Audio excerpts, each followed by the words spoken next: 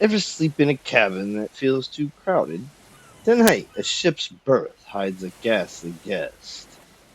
The upper berth. This is our finale, kiddies. Somebody asked for the cigars. We had talked long and the conversation was beginning to languish. Tobacco smoke had gotten into the heavy curtains. The wine had gotten into the brains, which were liable to become heavy, and it was already perfectly evident that somebody did something to rouse our oppressed spirits. The meeting would soon come to its natural conclusion, and we, the guests, would speedily go home to bed and most certainly to sleep. No one had said anything very remarkable. It may be that no one had anything remarkable to say. Jones had given us every particular of his last hunting adventure in Yorkshire.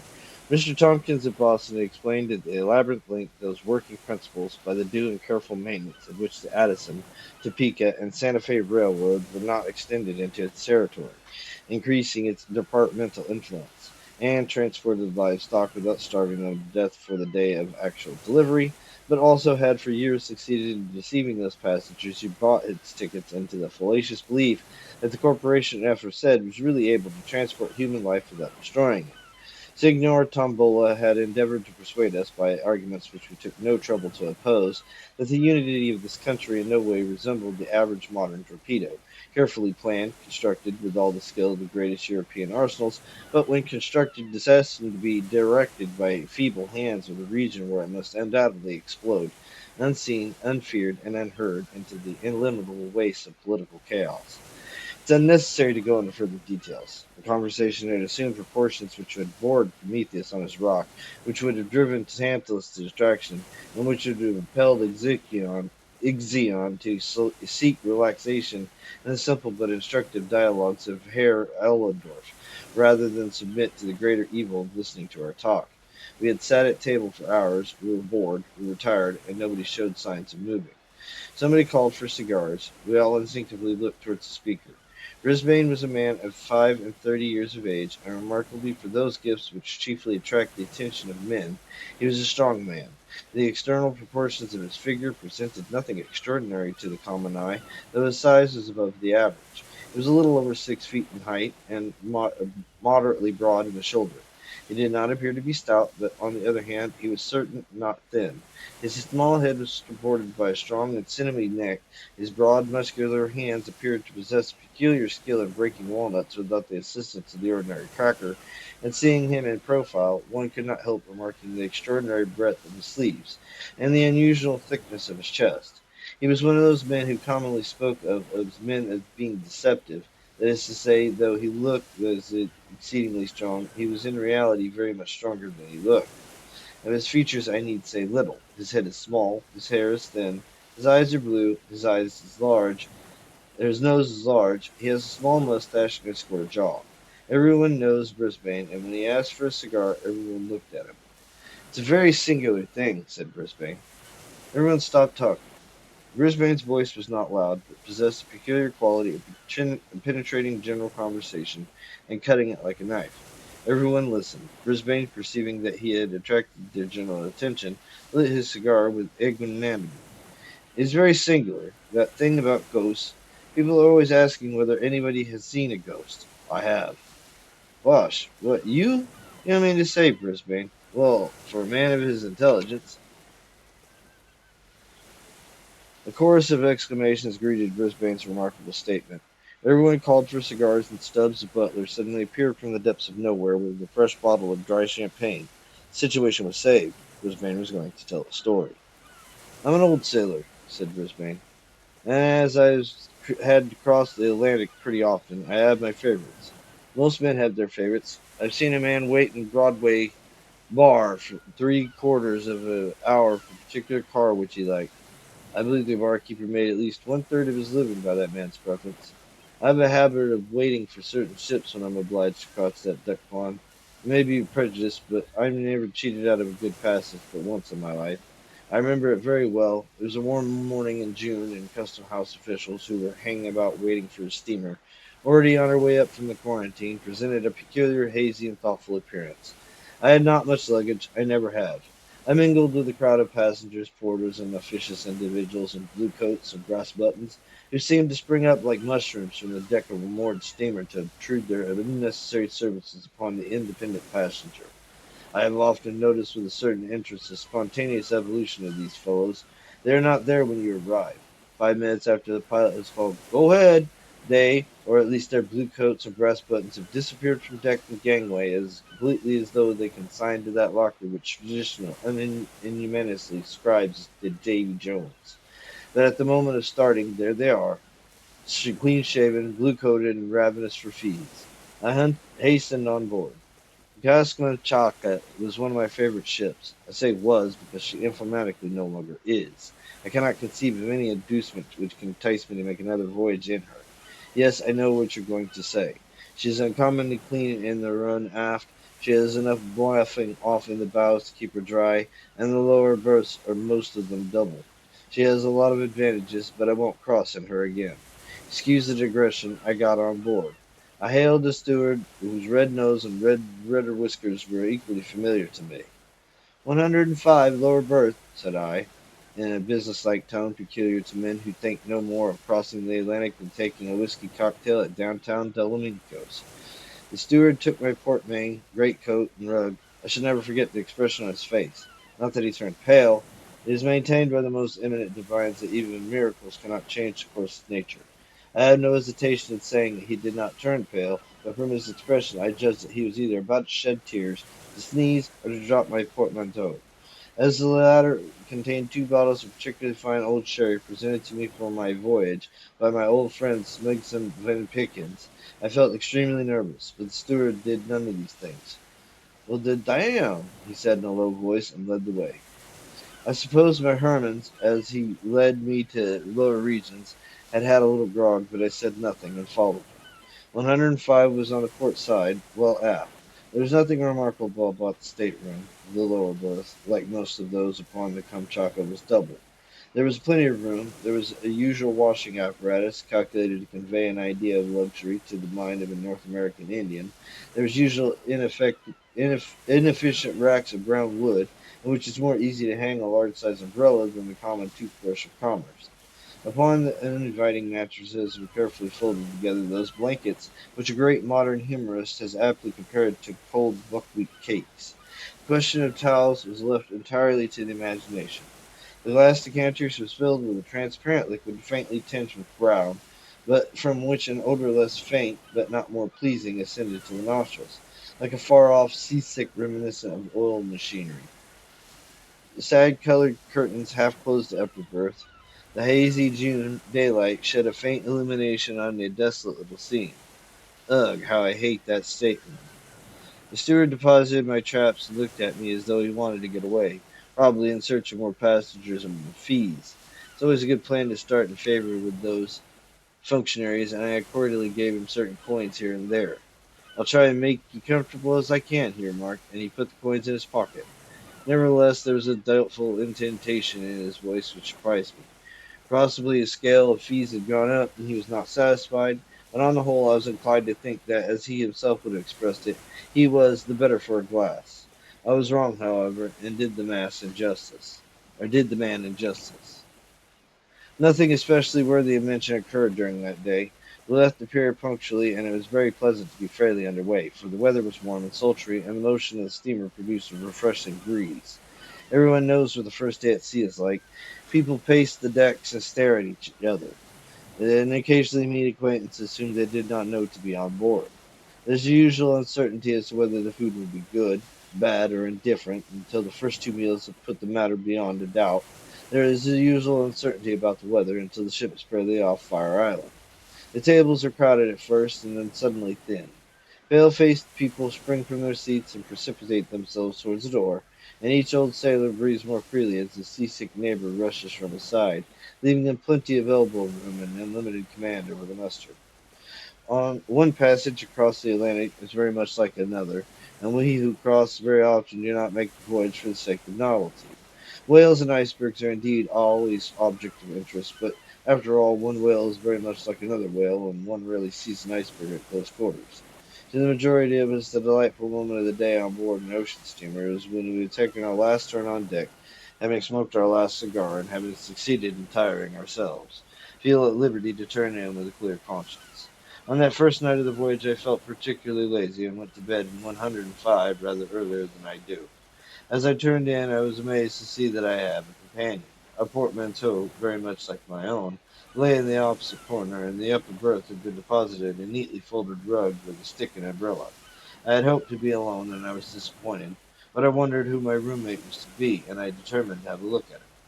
Before I had been long in the bed he entered. He was, as far as I could see, a very tall man, very thin, very pale, with sandy hair and whiskers, colorless gray eyes. He had about him, I thought, an air of rather dubious fashion, the sort of man you might see in Wall Street without being able precisely to say what he had been doing there.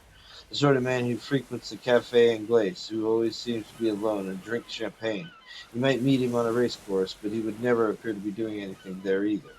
A little overdressed, a little odd. There are three or four of his kind on every ocean steamer. I made up my mind that I did not care to make his acquaintance, and I went to sleep saying to myself that I would study his habitus in order to avoid him.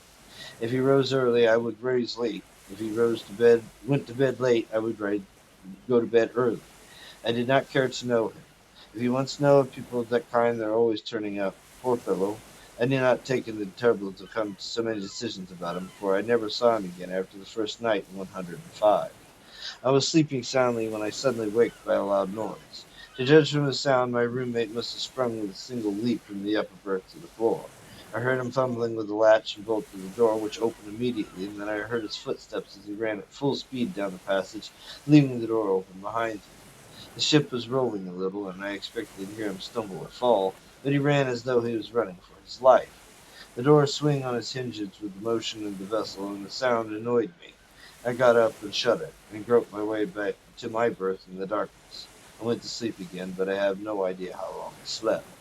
When I awoke, it was still quite dark, but I felt a disagreeable sensation of cold, and it seemed to me that the air was damp. You know, the peculiar smell of a cabin which has been wet with sea water. I covered myself up as well as I could and dozed off again, framing complaints to be made the next day, and selecting the most powerful epithets in the language. I could hear my roommate turn over in the upper berth. He was probably returned while I was asleep. I once thought I heard him groan, and I argued that he was seasick. It is particularly unpleasant when one is below. Nevertheless, I dozed off and slept till early daylight. The ship was rolling heavily, and much more than on the previous evening, and the gray light which came in through the porthole changed in tint with every movement according to the angle of the vessel's side, turning the glass seaward or skywards. It is very cold, unaccountably so for the month of June. I turned my head and looked at the porthole, and saw to my surprise that it was wide open and hooked back. I believe I swore audibly, then I got up and shut it. As I turned back, I glanced at the upper berth. The curtains were drawn close together. My companion had probably felt cold as well as I. It struck me that I had slept enough. The stateroom was uncomfortable, though, strange to say. I could not smell the dampness which had annoyed me in the night. My roommate was still asleep. Excellent opportunity for avoiding him, so I dressed at once and went on deck. The day was warm and cloudy, with an oily smell on the water.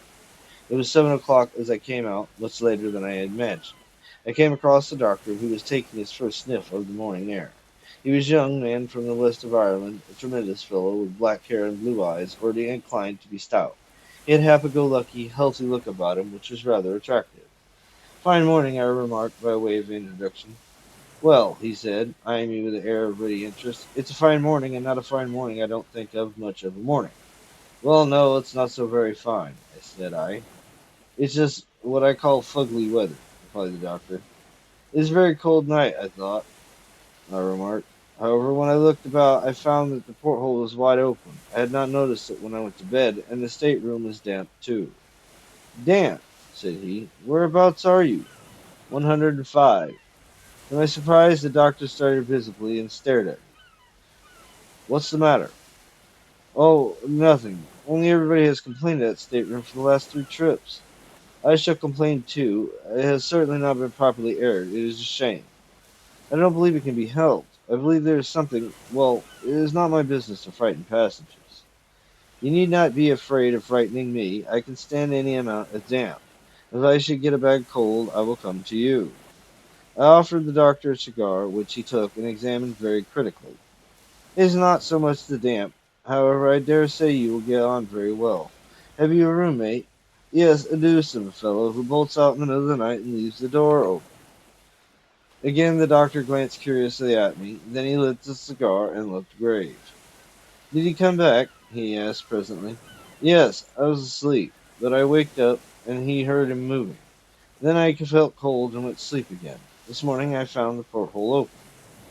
Look here, I don't care much for this ship. I don't care a rap for a reputation, but I'll tell you what I'll do. I have a good-sized place up here. I will share it with you, though I do not know you from Adam. I was very surprised at the proposition. I could not imagine why he would take such a sudden interest in my welfare. However, his manner as he spoke of the ship was peculiar. You're a very good doctor, but really, I believe even now the cabin should be aired or cleaned out or something. Why do you not care for the ship? We're not superstitious in our profession, sir, but the sea makes people so. I don't want to prejudice you, and I don't want to frighten you, but if you will take my advice, you will move in here. I would as soon see you overboard. Know that you or any other man was to sleep in 105. Good gracious, why? Just because on the last three trips, the people who slept there have actually gone overboard. The intelligence was startling and exceedingly pleasant, I confess. I looked hard at the doctor to see whether he was making game of me, but he looked perfectly serious. I thanked him warmly for his offer, but told him I intended to be the exception to the rule by which every one who slept in that particular stateroom went overboard. He did not say much, but looked as grave as ever, and hinted that before we got across I should probably reconsider his proposal. In the course of time we went to breakfast, at which only an inconsiderable number of passengers assembled. I noticed that one or two of the officers who breakfasted with us looked grave. After breakfast I went into the stateroom to order to get a book.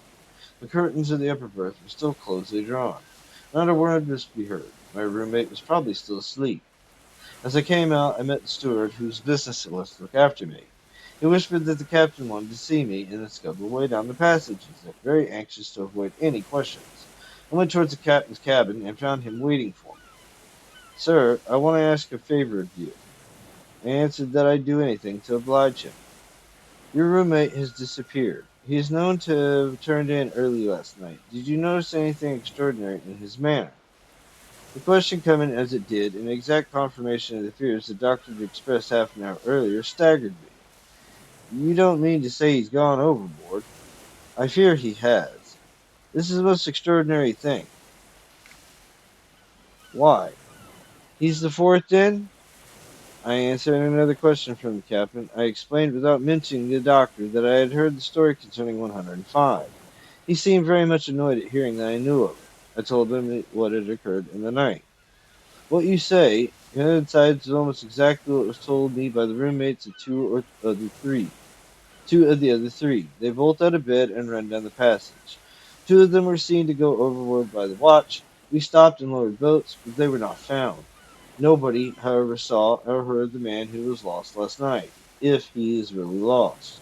The steward, who is a superstitious fellow, perhaps, and expecting something to go wrong, went to look for him this morning and found his berth empty, but his clothes lying about just as he had left them. The steward was the only man on board who knew him by sight, and he has been searching everywhere for him. He has disappeared. Now, sir, I want to beg you not to mention the circumstances to any of the passengers. I don't want the ship to get a bad name, and nothing hangs about on an ocean goer like stories of suicides. You shall have your choice of any of the officers' cabins you like, including my own, for the rest of the passage. Is that a fair bargain? Very, and I am much obliged to you. But since I'm alone, and I have the stateroom to myself, I'd rather not move. If the steward would take out that unfortunate man's things, I would as leave stay where I am. I will not say anything about the matter, and I think I can promise you that I will not follow my roommate. The captain tried to dissuade me from my intention, but I preferred having a stateroom alone to being the term of any officer on board. I do not know whether I acted foolishly, but if I had taken his advice, I should have nothing more to tell. There would have remained the disagreeable coincidence of several suicides occurring among men who slept in the same cabin, but that would have been all. That was not the end of the matter, however, by any means. I obstinately made up my mind that I would not be disturbed by such tales, and I even went so far as to argue the question with the captain. There was something wrong about the stateroom, I said. It was rather damp. A porthole had been left open last night. My roommate might have been ill when he came on board, and he might have become delirious after he went to bed. He might even now be hiding somewhere on board and might be found later. The place ought to be aired and the fastening of the port locked to. If the captain would give me leave, I would see that what I thought necessary were done immediately. Of course, you have a right to stay where you are if you please, he replied rather petulantly, but I would wish you'd turn out and let me lock the place up and be done with it. I did not see it in the same light and left the captain. After promising to be silent concerning the disappearance of my companion, the latter had no acquaintances on board and was not missed in the course of the day. Towards evening, I met the doctor again, and he asked me whether I had changed my mind. I told him I had not.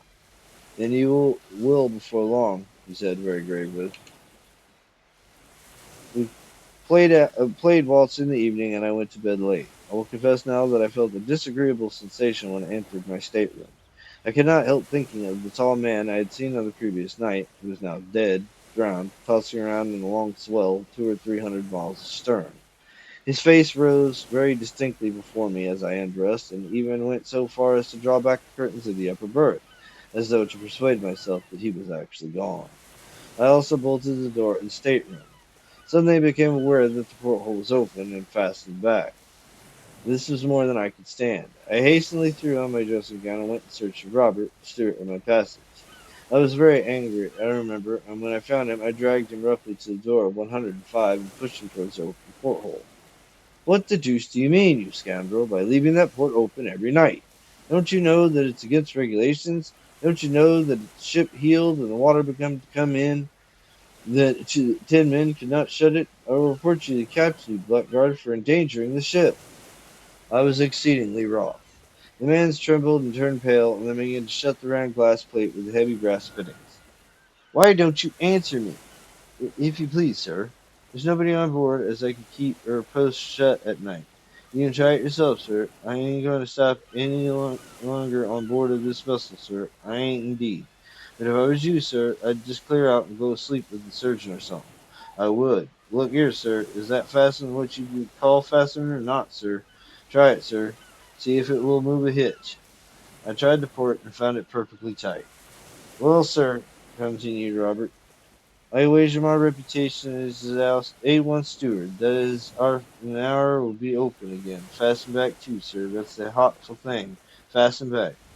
I examined the great screw and the loop nut that ran on it. If I find it open at night, Robert, I will give you a sovereign. It is not possible. You may go. Sovereign, did you say, sir? Very good, sir. Thank you, sir. Good night, sir. Pleasant report, sir, and all manner of hitchin' dreams, sir. Robert scuttled away, delighted at being released. Of course, I thought he was trying to account for his negligence in a silly story, intended to frighten me, and I disbelieved him. The consequence was that he got his sovereign, and I spent a very peculiarly unpleasant night. I went to bed, and 5 minutes after I had rolled myself up in the blankets, the inexorable Robert extinguished the light that burned steadily behind the ground glass pane near the door. I lay quite still in the dark, trying to go to sleep, but I soon found that impossible. It had been some satisfaction to be angry with the steward, and the diversion had banished that unpleasant sensation. I had first experienced when I thought of the drowned man who had been my chum, but I knew no longer sleepy, and I lay awake for some time, occasionally glancing at the porthole, which I could just see from where I lay, and which in the darkness looked like a faintly luminous soup plate suspended in blackness. I believe I must have lain there for an hour, and as I remember, I was just dozing into sleep when I roused by a draught of cold air and by distinctly feeling the spray of the sea blown up upon my face.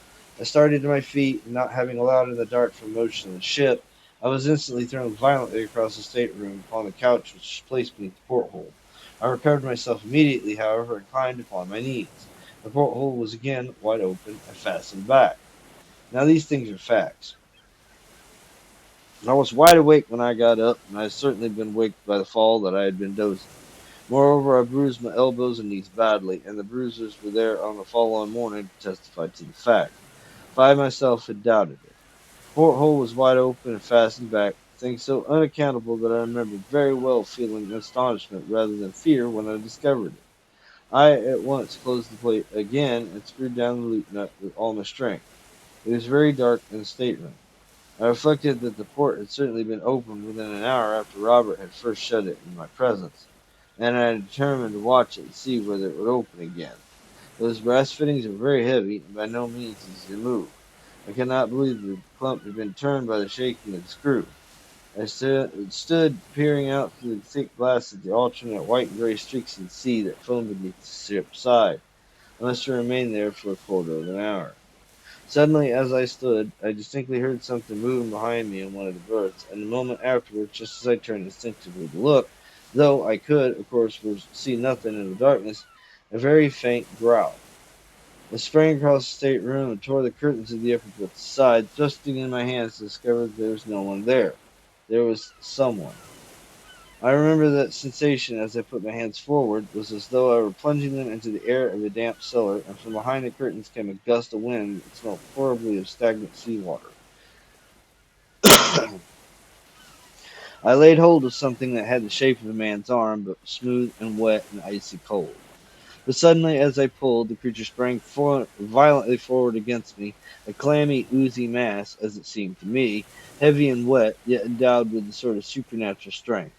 I reeled across the stateroom, and in an instant the door opened and the thing rushed out.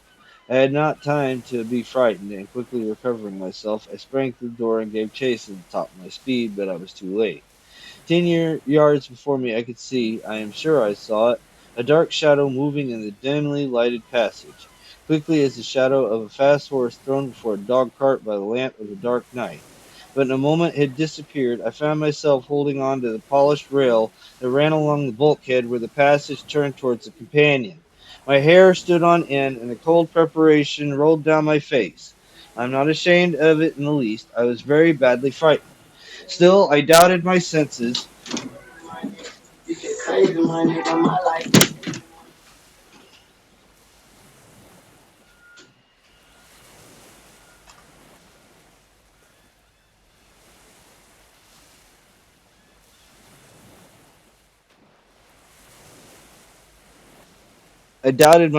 And pulled myself together. It was absurd, I thought. The Welsh rarebit I had eaten had disagreed with me. I'd been in a nightmare. I'd made my way back to my stateroom and entered it with an effort. The whole place smelled of stagnant seawater, as if I had waked at the previous evening. It required my utmost strength to go in and grope among my things for a box of wax lights.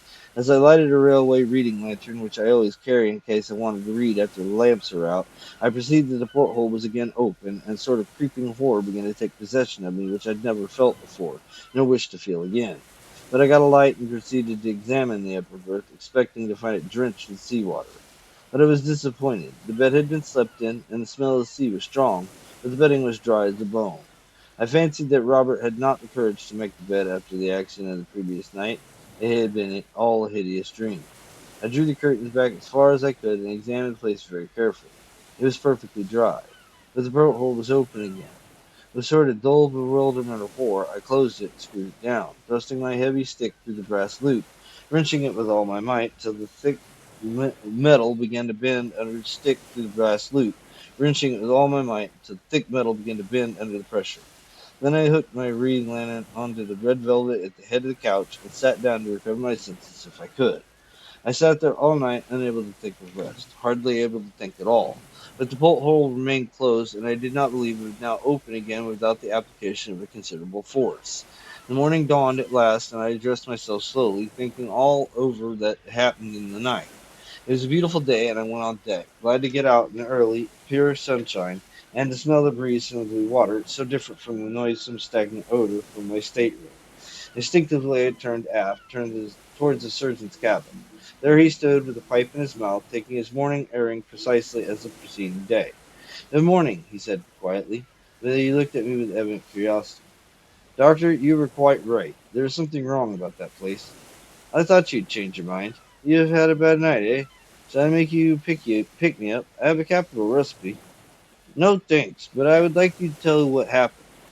I then tried to explain as clearly as I possibly precisely what had occurred, not omitting to state that I had been scared as I had never been scared in my whole life before. I dwelt particularly on the phenomena of the porthole, which was a fact to which I could testify, even if the rest had been an illusion. I had closed it twice in the night, and the second time I actually bent the brass in, wrenching it with my stick. I believe I insisted a good deal on this point. You seem to think I am likely to doubt the story, said the doctor, smiling at the detailed account of the state of the porthole. I do not doubt it in the least. I renew my invitation to you. Bring your traps here and take half my cabin. Come and take half of mine for one night, I said. Help me get to the bottom of this thing.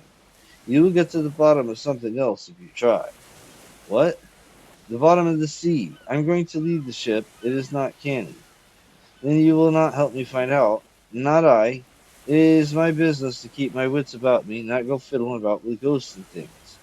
You really believe it is a ghost? But as I spoke, I remember very well the horrible sensation of the supernatural which had possession of me during the night. The doctor turned sharply on me. Have you any reasonable explanation of these things to offer? No, you have not. Well, you say you will find an explanation. I say that you won't, sir, simply because there's not any. But, my dear sir, do you, a man of science, mean to tell me that such things cannot be explained?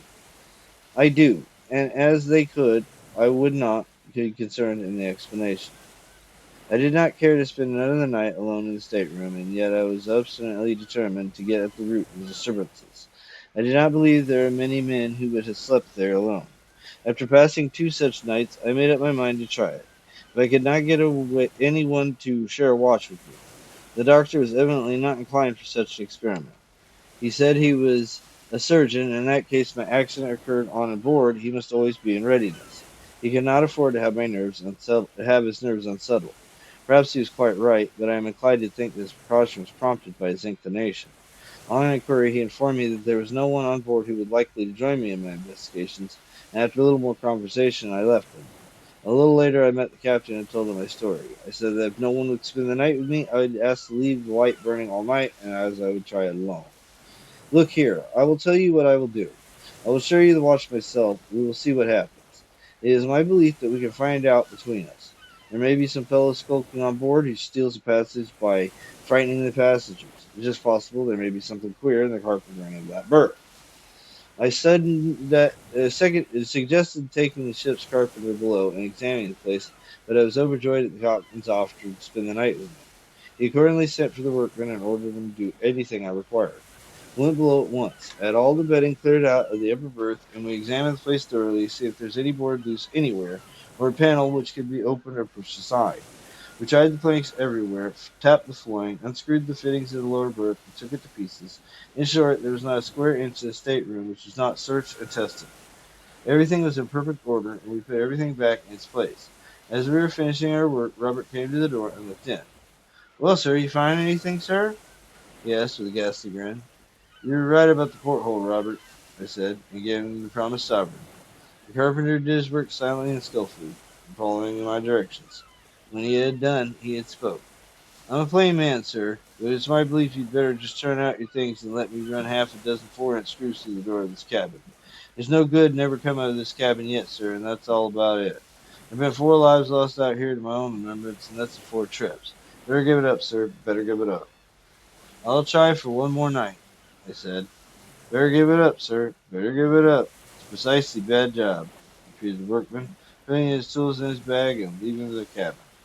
But my spirits had risen considerably at the prospect of having the captain's company, and I made up my mind not to be prevented from going into this strange business. I abstained from Welsh rarebits and grog that evening, and I did not even join the customary game of wilts, wits. I wanted to be quite sure of my nerves, and my vanity made me anxious to make my good figure in the captain's eyes. The captain was one of those splendidly tough and cheerful specimens of seafaring humanity whose combined courage, hardihood, and calmness in difficulty lead them naturally into high positions of trust. He was not the man to be led away in idle tale, and the mere fact that he was willing to join me in an investigation was proof that he thought there was something seriously wrong, which could not be accounted for by ordinary theories. He nor laughed down as a common superstition. To some extent, too, his reputation was at stake, as well as the reputation of the ship. It was no light thing to lose passengers overboard, and he knew it. About 10 o'clock that evening, as I was smoking the last cigar,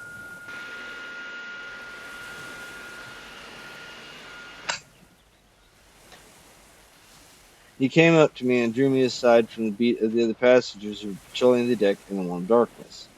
"This is a serious matter, Mr. Brisbane. We must make up our minds either way, to be disappointed or to have a pretty rough time of it. You see, I cannot afford to laugh at the affair, and I will ask you to sign your name to a statement of whatever occurs. If nothing happens tonight, we will try it again tomorrow and next day. Are you ready?" So we went below and entered the stateroom. As I went in, I could see Robert the steward, who stood a little further down the passage, watching us with his usual grin, as though certain that something dreadful was about to happen. The captain closed the door behind us and bolted it. "Suppose we put your portmanteau before the door," he suggested. "One of us can sit on it, and nothing can get out then. Is the port screwed down?" And I found it as I left in the morning. Indeed, without using the lever as I had done, no one could have opened it. I drew back the curtains of the upper berth so I could see well into it. By the captain's advice, I lighted my reading lantern and placed it so that it shone upon the white sheets above. He insisted upon sitting on the portmanteau, declaring that he wished to be able to swear that he had sat before the door. Then he requested me to search the stateroom thoroughly, an operation very soon accomplished, as it consisted merely in looking beneath the lower berth and under the couch below the porthole. Spaces were quite empty. It is impossible for any human being to get in, or for any human being to open the port. Very good. If we see anything now, it must be either imagination or something supernatural. I sat down on the edge of the lower berth. The first time it happened, the captain, crossing his legs, leaned back towards the door. It was in March. The passenger who slept here in the upper berth turned out to have been a lunatic. At all events, he was known to have been a little touched, and he had taken his passage without the knowledge of his friends. He rushed out in the middle of the night and threw himself overboard before the officer who had the watch could stop him. We stopped and lowered a boat. It was quiet at night just before that heavy weather came on, but we could not find him. Of course, his suicide was afterwards accounted for on the ground of his insanity. "I suppose that often happens?" I remarked, rather absently. "No, often, no. Not before any in my experience, though I've heard it happen on board of other ships. Well, as I was saying, that occurred in March. On the very next trip, what are you looking at?" he asked, stopped suddenly on his narration. I believe I gave no answer. My eyes were riveted upon the porthole. It seemed to me that the brass loop-out was beginning to turn very slowly upon the screw. So slowly, however, that I was not sure it was moved at all. I watched it intently, fixed its position in my mind, and tried to ascertain whether it had changed. Seeing where I was looking, the captain went too. "It moves!" he exclaimed, in a tone of conviction. "No, it does not," he added after a minute. "If it were jarring of the screw," said I would have opened during the day, but I found it this evening jammed tight as I left it this morning. I rose and tried the nut. It was certainly loosened, but by effort I could move it with my hands. The queer thing is that the second man who had lost it is supposed to have gotten through that very port. We had a terrible time over it. It was in the middle of the night and the weather was very heavy. There was an alarm that one of the ports was open and a sea running in. I came below and found everything flooded, the water pouring in every time she rolled, and the whole port swinging from top bolts and not the porthole in the middle. Well, we managed to shut it, but the water did some damage. Even since that, the place smells of seawater from time to time. We suppose the passengers have thrown themselves out, but the Lord only knows how he did it. Siri kept telling me that he could not keep anything shut here. Upon my word, I can smell it now. Cannot you?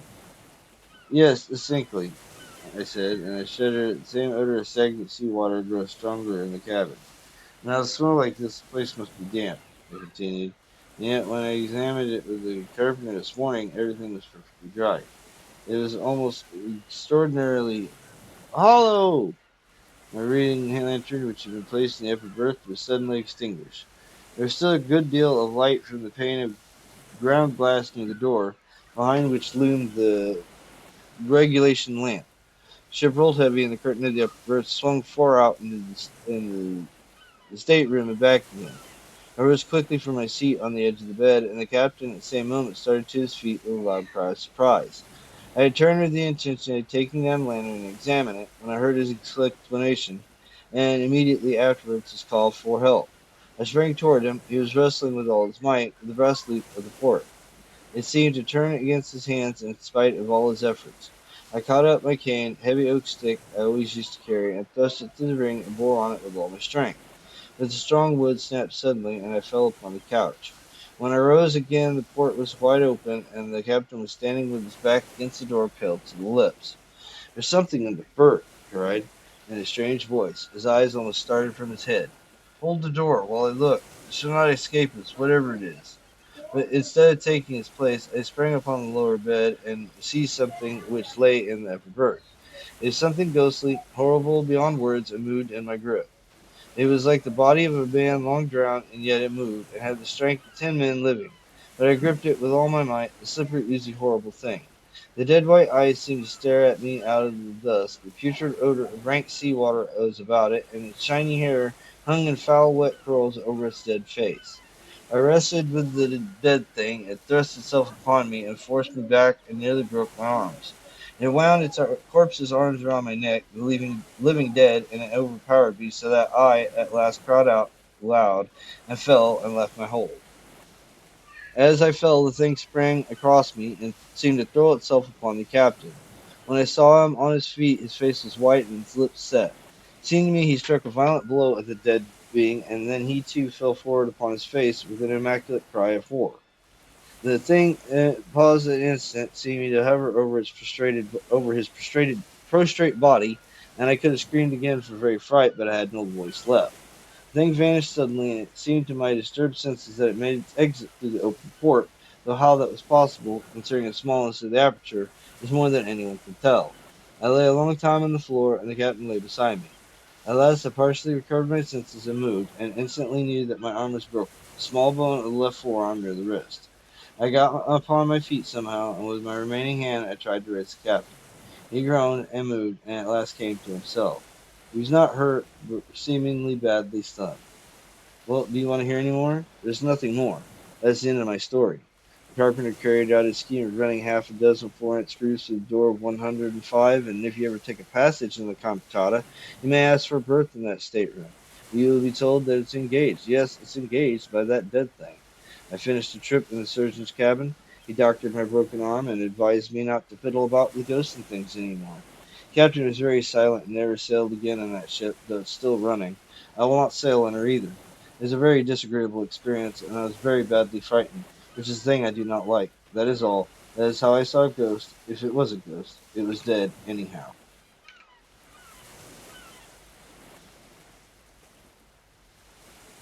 The berth wasn't empty, was it? Some passengers never disembarked. Farewell, ghouls. Sail safe.